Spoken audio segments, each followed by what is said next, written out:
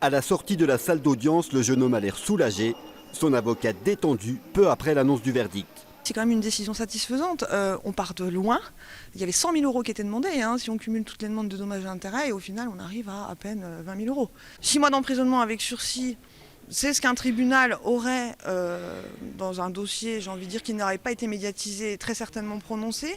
La mise à l'épreuve, voilà, la mise à l'épreuve, elle peut se discuter, c'est la raison pour laquelle c'est sur ce point-là qu'on va envisager l'opportunité ou pas d'un appel.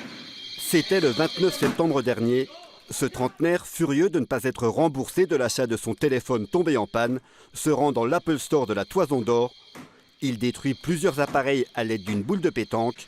Son geste est filmé et vu plus de 11 millions de fois sur Internet. Aujourd'hui, à la barre, il explique qu'il se sentait humilié, même s'il reconnaît que son action était disproportionnée. Il avait contacté le service commercial de la marque plusieurs dizaines de fois sans jamais obtenir de réponse.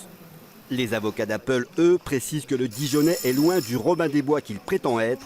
Depuis 2011, c'est le 5e appareil qu'il demande à se faire remplacer ou rembourser par la marque. Également partie civile dans ce dossier, le vigile, il sera indemnisé pour ce geste agressif du jeune homme. C'est finalement un jugement mesuré qu'a rendu le tribunal correctionnel de Dijon, de la prison certes, mais intégralement couverte par un sursis. Les juges ont évité l'écueil de la peine exemplaire. Les parties ont désormais 10 jours pour faire appel.